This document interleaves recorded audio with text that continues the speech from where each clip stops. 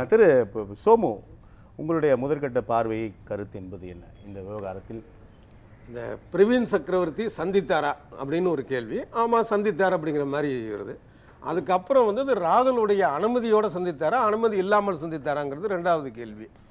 அனுமதி இல்லாமல் கூட சந்தித்திருக்க முடியுமா? வாய்ப்பு இருக்கு. என்னன்னா இப்ப சசி தரூர் பண்ற வேலையெல்லாம் அனுமதியோடய போன ஃபீலிக்ஸ் குறிப்பிட்டது மாதிரி இந்த களம் இருக்கு இல்லையா, இந்த நேரம் சில மாதங்களில் 26 சட்டமன்ற தேர்தலை எதிர்நோக்கக்கூடிய நிலையில் அஃப்கோர்ஸ் ஐவர் குழு முதலமைச்சர் சந்தித்து இருக்கு. இந்த இடைப்பட்ட நேரத்தில் ராகுலோட அனுமதி இல்லாம அப்படி சந்தித்துருவார். அதுக்கும் வாய்ப்பு இருக்கு. என்னன்னா ஏற்கனவே இவர் வந்து மயிலாடுதுறையில சீட்டு கேட்டு கிடைக்கலங்கிற அந்த மாதிரி விஷயங்கள் இருக்கு. அது ஒரு பக்கம். தவிர இந்த மாதிரி எதிர்மறையான ஆட்களே அந்த காங்கிரஸ்ல இருக்கக்கூடிய ஒரு அந்த சொல்லுவாங்க அபூர்வ ஜந்தும்பாங்களா, அது மாதிரி அபூர்வ கட்சி. இந்த நேரத்தில் அதை அனுமதிப்பாங்களா சோமு? இந்த நேரத்தில் அதை அனுமதிப்பாங்களா? இல்ல, எந்த நேரத்தில் இதன் மீது இவ்வளவு பேசுபொருள் உருவாகி இருக்கும் போது அதை காங்கிரஸ் தலைமை அப்படி கடந்துருமா? இல்ல, இப்ப சசி தரூர் தொடர்ந்து அது மாதிரி பண்ணிட்டு இருக்காரு.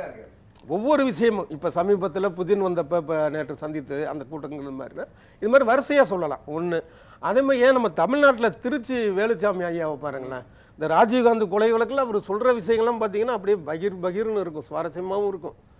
ஆனால் அதுக்கு அந்த காங்கிரஸுக்கு தலைவராகவும் அது சார்பாக பிரதமராகவும் இருந்தவரை பற்றி அவருடைய மரணத்தை சொல்கிறாரு. அதுக்கான காரணங்கள் வந்து இவர் சுப்பிரமணிய சாமி, சந்திராசாமி, அதுக்கு காங்கிரஸ் கட்சி ஏதாவது ஒரு எதிர்வினை இது வரைக்கும் புரிஞ்சிச்சா அப்படின்னு தெரியல. ஸோ அதான் சொன்னேன்னா அது ஒரு வித்தியாசமான ஒரு கட்சி சில விஷயங்கள்ல. இது அதாவது ராகுல் காந்திக்கு தெரியாமலும் ஒரு சந்திச்சிருக்க வாய்ப்பு. காங்கிரஸ்ல இருக்கக்கூடிய நபர்கள் அவரவர் கருத்தை பதிவு செய்வாங்க அப்படின்னு நம்ம தொடர்ந்து பார்க்கிறோம். அதோட இந்த சந்திப்பு நம்ம கடந்து மூணாவது பாயிண்ட்டுக்கு வர்றேன். அது தெரியாம சந்திக்கும் வாய்ப்பு இருக்கு. அது வேற. இப்போ பிரவீன் சக்கரவர்த்தி ஒரு கருத்தை வெளியிடுகிறார், எக்ஸலத்தில் ஒரு கருத்தை வெளியிடுறார் அப்படின்னா அது புரிஞ்சுக்கலாம். இல்ல சொல்றேன், தெரியாம சந்திக்க வாய்ப்பு இருக்குன்னு சொன்னல, அது மாதிரி தெரிஞ்சு சந்திக்கவும் வாய்ப்பு இருக்கு. மூணாவது பாயிண்ட்.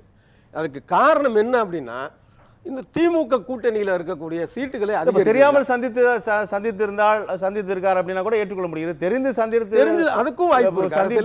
சந்திப்பு நடைபெற்றால் அது நிறைய உள்நோக்கம் இருக்கிறது. அது என்னன்னா அதாவது இப்போ வெயில் காலம் அப்படின்னா வேர்க்கு ஒரு, மழை காலம்னா மூக்கடை மாதிரி, தேர்தல் காலம்னா காங்கிரஸுக்கு ஒரு நோய் வந்துடும்.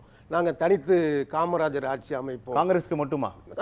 குறிப்பாக இப்போ காங்கிரஸ் விஷயம் பேசுகிறோங்கிறனால காங்கிரஸ் சொல்கிறேன். நாங்கள் தனித்து காமராஜர் ஆட்சி அமைப்போம், அணி மாறுவோம், மந்திரி சபையில் இடம் வேண்டும், இப்படிலாம் சொல்லுவாங்க. இதுக்கான சில பேச்சுவார்த்தைகளும் வெளியில் நடைபெறுவதே காங்கிரஸ் ஆட்சி தான் அப்படின்லாம் அது அவங்க சொல்ல அது சொல்லிக்குவாங்க. அது எல்லாரும் சொல்கிறது தான். அந்த மாதிரி என்னன்னா ஒரு மாற்று இதை நாங்கள் ட்ரை பண்ணுறோன்னு சொன்னால் இங்கே இருக்கிற சீட்டை தக்க வச்சுக்கவாவது முடியும். அதுக்கான ஒரு விஷயமாகவும் இது இருக்கலாம். அதாவது ராகுல் காந்திக்கு தெரியாமையும் சந்திக்க வாய்ப்பு. சின்ன குறுக்கீடு சோமு, நீங்கள் ஒரு சீனியர் ஜேர்னலிஸ்ட்டு, இதை வந்து திமுக தலைமை தெரியாமல் இருக்குமா? இது நார்மலாக இப்படி ஒரு விஷயம் சொன்னேன், எப்போ சீட்டை உயர்த்துவதற்காக அங்கங்கே இப்படிலாம் பேசுகிறாங்கப்பா, பார்க்குறாங்கப்பான்றது திமுக தலைமை உணராமல் இருக்குமா? அப்போ இப்படி ஒரு விஷயத்தை அப்படி பண்ணுவாங்களா? அரசியல் காலங்காலமாக பண்ணுறது தான். இப்போ எல்லாம் தெரிஞ்ச எல்லாருமே அவங்க பண்ணக்கூடிய செயல்கள் பலது நம்ம காமெடியாக பார்க்குறோம். அதனால நம்மளுடைய பார்வை வேறையா இருக்கும். அரசியல் வட்டாரத்தில் அவங்களுடைய வழக்கமான ஒரு பிரேமலதா விஜயகாந்த் தொடர்ந்து பேசுறாங்க, நாங்க இருக்கக்கூடிய கூட்டணி தான் வெற்றி பெறும், எங்களை அந்த கட்சி கூப்பிடுறாங்க, இந்த கட்சி கூப்பிடுறாங்க அப்படின்னு பேசுறாங்க. இங்க அப்படி இல்லை. இது ஒரு செயல்பாடாக நடைபெற்று இருக்கும்போது வெறுமனே தொகுதியை அதிகரித்து பெறுவதற்கான ஒரு உத்தியா அது இருக்குமா? இன்னும் சொல்ல போனா இந்த ஊடகங்கள் தான் பார்த்தா இந்த கூட்டணியை உருவாக்குறதுக்கான ஒரு இதா இருக்கு. இது ஒரு ஊடகங்களுக்கு இருக்கக்கூடிய ஒரு மனநிலை வியாதி. ஏன் நீங்க கிளாரிட்டியை தெளிவுபடுத்த கூட இல்லைங்க. என்னன்னா நான் மீண்டும் சொல்றேன், ஃபீலிக்ஸ் தெளிவா சொன்னாரு, பிரவீன் சக்கரவர்த்தி யாரோ அல்ல, செல்வ பிறந்தகை யாரையோ பார்த்தாரு குறிப்பிட்டார், அவர் அப்படி அல்ல.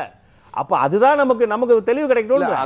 ஸ்டேட்மெண்ட் வரட்டும், நம்ம பேசவே மாட்டோமே. இல்ல இன்னொன்னு நம்ம செல்வ பிறந்தகையே ஒரு ஸ்டேட்மெண்டா கொடுத்தா நம்ம இதை விவாதமா எடுத்துக்கவே மாட்டோமே. இந்த யாரு பிரவீன் சக்கரவர்த்தி அவருடைய ஸ்ட்ராட்டஜியில தான் தொடர்ந்து காங்கிரஸ் தோத்துட்டு இருக்குன்னா, அவரு மட்டும் இல்லாம அவரை வந்து தொடர்ந்து வச்சுட்டு ராகுல் காந்தி கூட பிஜேபியோட பி டீமா இருப்பாருன்னு கூட கேள்வி வரலாம். ராகுல் காந்தியே கடைசியில பி டீம் அதுக்குள்ள அதை விட்டுருவோம். ஆனால் யதார்த்தம் என்ன, இது ஒவ்வொரு தேர்தலையும் நம்ம பார்க்குறோம். இப்போ நீங்கள் கேட்கறது ஏங்க இது மாதிரி தெரியாதா காங்கிரஸோடைய நிலைமை, இது டிஎம்கேக்கு தெரியாதா, இல்லை அதிமுக கூட கூட்டணி வச்சிருக்கிறப்ப அதிமுக தெரியாதுங்கிற கேள்வி நம்ம கேட்குறோம். ஆனால் தொடர்ந்து காங்கிரஸ் அதான பண்ணிட்டு இருக்கு. அதாவது ஒரு கட்சி கூட்டணியில் இருக்கிறப்ப கூடுதல் சீட்டு வாங்குறதுக்கோ இல்லை இருக்கிற சீட்டை தக்க வச்சுக்கணுங்கிறதுக்காகவோ கொஞ்சம் மாற்று அணிக்கு நாங்கள் போகிறோன்னு. இப்போ இதுவே காங்கிரஸ் ஆட்சியில் இருந்துச்சுன்னா அது வேற. 1980 குறிக்கிட்டு சும்மா நான் இந்த ஃபீலிக்ஸ் சிட்டியும் வச்சு தனியார் இந்த கேள்வி வச்சேன். செல்வ பிறந்தகை ஐவர் கூடு தொடர்பாக கூட்டணி பேசுறாங்களா, முதலமைச்சர் சந்தித்து வரும்போது உண்மையில் என்ன பேசியிருக்க வேண்டும் கேட்குறாங்க எல்லாமே. ஏப்பா இதுதான் பேசணும், ஆனா இடங்கள்லாம் இப்ப சொல்ல முடியாதுன்னு சொல்லலாமே. ஆனா மரியாதை நிமித்தமான சந்திப்புன்னு கடந்து போறாரு. அப்போ டீம் போடுறோம், அப்புறம் நீங்க வந்து பேசுங்க. இல்ல அது நியாயம்தான். திமுக நம்ம பரவலா கேட்டது கூட கேட்டுட்டீங்க. மரியாதை நிமித்தமாக சந்திப்பு நடைபெறக்கூடிய நாள் நேரமா இது? அரசியல்ல மரியாதை நிமித்தமா சந்திப்புன்னு வராத நாளே கிடையாது. ஓபிஎஸ் கூட உள்ள போய் சண்டை கூட போட்டிருப்பான். ஓபிஎஸ் 2 முறை சந்திப்பாரு மரியாதை நிமித்தமா. காலையில ஒரு வாட்டி இது குறிப்பிட்ட கட்சின்னு இல்ல, இல்ல சில பேர் உள்ள போய் சண்டை கூட போட்டிருப்பாங்க. வெளியே வந்துட்டு நாங்க மரியாதை நிமித்தம் செஞ்சோம்னு சொல்றது கூட அது அரசு, அது வேற தனியார் சார் கோச்சிக்க கூடாது. ஆனா அரசியலுங்கிறது அதுதான், இதான் யதார்த்தமான ஒரு விஷயம். இவங்க தரப்புல 5 பேர் குழு போட்டீங்க, ரைட்டு, சந்தோஷம். நாங்க இன்னும் போடலையாப்பா, அப்புறம் வந்து வாங்க பேசுவோம், வந்து டீ பிஸ்கட் சாப்பிட்டு போங்கன்னு அங்க சொல்லியிருக்கலாம். அதனால அவங்க வந்திருக்கலாம். ஏற்கனவே திமுக கூட்டணி நாங்க ரொம்ப இன்டாக்டா இருக்கோம் அப்படின்னு சொல்றாங்க, வலுவா இருக்கும், பலமா இருக்கும்னு நாள்தோறும் பேசிக்கொண்டிருக்கக்கூடிய நிலையில பிரதான ஒரு கூட்டணி கட்சியான தோழமை கட்சியான காங்கிரஸ் இந்த நகர்வுகளை வந்து திமுக தலைமைக்கு ஒரு வித நெருக்கடி உருவாக்கும். அதையும் சொல்லணும். அதுக்கு முன்னாடி இந்த பொதுவாகவே ஊடகங்களுக்கு இருக்கிற ஒரு மனநிலை என்னன்னா, புதுசா ஒருத்தர் வந்தா கொஞ்சம் அளவுக்கு மீறி பூஸ்ட் அப் பண்றதுங்கிறது ஒரு இது இருக்கும். அது செய்திக்காகவோ இல்லை வியூஸ்க்காகவோ இல்லை ஒரு இயல்பா ஒரு மாற்று வரட்டுமேங்கிற எண்ணத்துக்கு ஏதோ ஒன்று இருக்கும். விஜயகாந்த் கூட அப்படி சொன்னாங்க. ஆனால் விஜயகாந்துக்காவது ஒரு குறிப்பிட்ட அளவுக்கான ஒரு வாக்கு சதவீதம் வருங்கிறதுக்கு யதார்த்தம் இருந்தது. பாசிட்டிவான அவர் மேலே இருந்த குணங்கள், அவர் செய்த உதவிகள், இது மாதிரியான ஒரு விஷயங்கள் இருந்தது. ஆனால் அதே மாதிரி தான் விஜயை வந்து அளவுக்கு மீறி பூஸ்டப் பண்றது. எந்த ஒரு விதத்திலுமே அவர் தன்னுடைய பலமில்லாத விஜயகாந்துக்கு இவருக்குமே வச்சுக்கோமே ஒப்பீடு. எம்ஜிஆர் விஜய்லாம் வேண்டாம், அதை நம்ம ஒப்பிடவே முடியாது. எம்ஜிஆர் அவர் வந்து ஒரு அரசியல்வாதி, சினிமாவிலும் நடித்தார். எம்ஜிஆர் சிறைக்கு போயிருக்கிறாரு. இந்த மாதிரியான ஒரு விஷயங்கள் நிறைய இருக்கு. நம்ம இருந்தார். இந்த மாதிரியானது விஜயகாந்துக்கு இவருக்கும் ஒப்பிட்டு பார்த்தால, விஜயகாந்த்னா என்ன செய்வாங்க, எல்லாருக்கும் உதவி செய்வாராம, இந்த மாதிரி பண்ணி இப்படி பாசிட்டிவான விஷயங்கள் தமிழ்நாடு முழுக்க. தமிழனுக்கு இருக்கிற ஒரு தனி குணம் என்னன்னா, டெய்லி ஒரு 40 பேருக்கு ஒருத்தன் சோறு போறான்னு வச்சுங்களேன், 4 கோடி பேருக்கு சோறு போட்டதான் இவன் ஃபீலிங்ல சந்தோஷம் ஒரு சென்டிமெண்ட் இடியட்ஸ். இது வந்து ஆனா இதுல நம்ம விதிவிலக்குங்கிற ஆட்கள் கம்மி.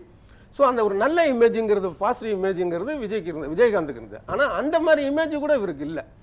சினிமாவிலே பார்த்தீங்க அப்படின்னா ஒரு விஜயகாந்த் படத்தில் விதிவிலக்கா சில இதில் கொஞ்சம் அதீத சண்டைகள் இருக்கலாம். ஆனால் விஜய் இதில் பெரும்பாலும் அதீத சண்டைகள், ஒரு செக்ஸுவலான விஷயங்கள், வார்த்தைகள், இந்த மாதிரியான இப்படி பல விஷயங்கள் வந்து எதிர்மறையானதா. விஜயகாந்த் கம்பேரிசன் எதிராக தான் விஜய் நடிச்சிருப்பாரு. அப்படி இருக்கும்போது இவருக்கு வந்து பாத்தீங்கன்னா 20% நடிகராகவே பாக்குறீங்களோ இந்த 2 பேரையும்? நடிகர்லயே மோசமான நடிகர். ஆமா ஆமா, நடிகராக தான் பாக்குறீங்க. ஜனநாயகன் படம் இப்ப நடிச்சிட்டு இருக்காருல, இல்ல ஏதோ ஒரு டப்பிங் பேசிட்டு இருக்காருன்னு நினைக்கிறேன். அப்ப அது வரைக்கும் நடிகர் தான். அது ஒண்ணு தவிர இன்னொன்னு யதார்த்தமா பாமரர்களுக்கு கூட வரக்கூடிய ஒரு கேள்வி என்னன்னா, நான் வருடத்துக்கு 500 கோடி ரூபாய் சம்பளத்தை விட்டுட்டு, இப்ப செங்கோட்டையன் கூட அந்த வார்த்தையை சொல்லியிருக்காரு, விட்டுட்டு வந்திருக்கிறாருன்னு சொல்லி மீடியாவிலையும் அந்த கட்சிக்காரங்களும் பேசுறாங்க. ஆனா யதார்த்தமா இருக்கிற சாதாரண ஆட்களுக்கே வரக்கூடிய ஒரு கேள்வி என்னன்னா, ஏன் ஒரு கவர்மெண்ட் ஆபீஸ்ல இருக்கக்கூடிய ஒரு பியூன் வேலையை ராஜினாமா பண்ணிட்டு வந்தாலும் கூட அது பெரிய விஷயம். ஏன்னா அதுக்கப்புறம் அவன் அந்த வேலையில சேர முடியாது. ஆனா நடிக்கிறதுக்கான விஷயங்கிறது என்னன்னா, இதுல தோத்துட்டா மறுபடியும் போய் பண்ணிக்கலாம். ஒரு சினிமா நடிச்சு முடிச்சு அடுத்த சினிமா ஆரம்பிக்கிற நடுவுல தான் இந்த எலெக்ஷன் வருது. இதை எப்படி பெரிய தியாகம்? அப்படி நிறைய பாக்கியராஜன், டி ராஜேந்திரன், சரத்குமார் போயிருக்காங்க. மீடியாவும் மறுபடியும் சொல்றது என்னன்னா, மீடியாவும் அதே மாதிரி அவங்க கட்சிக்காரங்களும் சார்பாளர்களும் தான் இவர் 500 கோடி ஒரு தியாகம் பண்ணிட்டு என்ன தியாகம் பண்ணார்? இப்ப மறுபடியும் நான் இந்த 2026 சட்டமன்ற தேர்தலில் தோல்வி அடைந்தாலும் இனிமே நான் வந்து சினிமாவில் நடிக்க மாட்டேன்னு அது பார்க்கலாம். அது 26க்கு அப்புறமா நம்ம பார்க்கலாம்.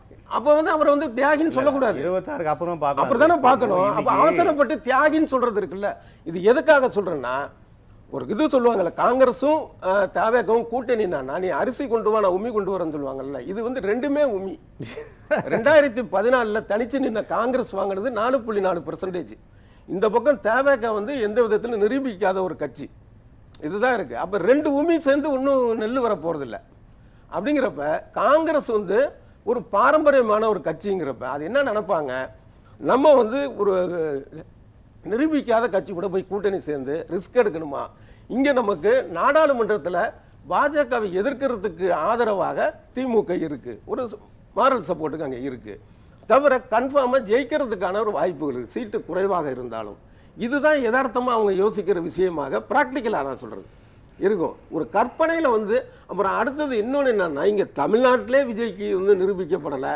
நிச்சயமா வந்து எடப்பாடி பழனிசாமி கூட ஒரு வருந்தி அழைச்சதுக்கு என்ன காரணம்னா, இப்போ ஒரு 100க்கு ஒரு 40% இது மட்டும் சொல்லிக்கிறேன், ஓட்டு சதவீதம் தேவைக்காக இருக்குன்னு கூப்பிடல. தொகுதிக்கு 1000 வாங்கினா கூட அது நமக்கு வரட்டும் தான் கூப்பிட்டாரு. ஸோ அப்படிப்பட்ட கட்சியை இங்க தமிழ்நாட்டிலே அதான் நிலைமைங்கிறப்ப இவரை தாவேக கூட கூட்டணி வச்சுக்கிட்டா நம்ம கேரளாவிலலாம் ஆட்சியை பாண்டிச்சேரி காங்கிரஸ் நினைக்காது. அதான் இப்போ நீங்க ராகுல் காந்தியை பாஜக பி டீம் சொல்லிட்டீங்களே. நம்ம பேசலாம்.